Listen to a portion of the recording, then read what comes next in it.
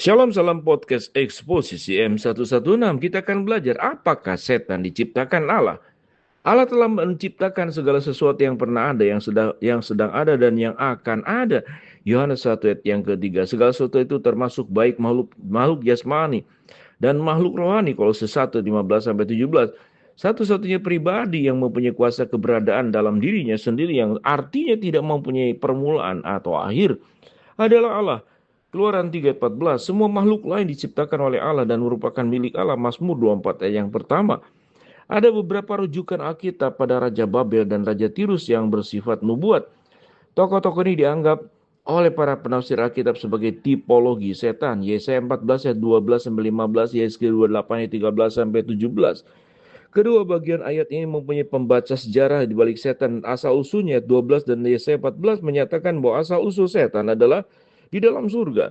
Yesaya 28 menyatakan bahwa setan diciptakan ayat 13 sebagai salah satu bagian dari malaikat kerub ayat 14 dan tidak bercela sampai pada dosa ditemukan dalam dirinya ayat yang ke-15. Alkitab menunjukkan kesombongan sebagai akar dosa setan. Yesaya 28 ayat 17. Sebelum setan diusir dari surga, seharusnya ia sangat indah dari luar dan dalam. Yesaya 28 ayat 12, Yesaya 28 ayat 15 menekankan bahwa setan diciptakan tidak bercela dan dosa adalah pilihan pribadinya. Yesaya 28 ayat 16 sampai 18. Jadi apakah salah-salah kita menuduh Allah menciptakan setan dalam keadaan berdosa? Allah adalah kudus dan tidak menciptakan apapun yang bertentangan dengan sifatnya.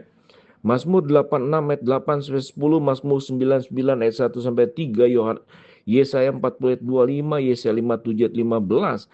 Jadi walaupun secara teknis kita dapat berkata bahwa Allah menciptakan setan, tidak benar jika kita berasumsi bahwa Allah menciptakan dosa di dalam setan. Setan telah memilih jalannya sendiri. Yesaya 14 ayat 13. Allah tidak pernah menyebabkan dosa. Yakobus 1 ayat 13. Walaupun ia telah menciptakan dunia yang bebas di mana orang dapat berdosa, pada suatu hari Allah akan menghentikan semua dosa dan ulah setan di dunia ini. Wahyu 20 ayat 10 dapat memenjarakannya bersama dengan para iblis lainnya di dalam penghukuman yang kekal. Shalom, salam podcast eksposisi M116.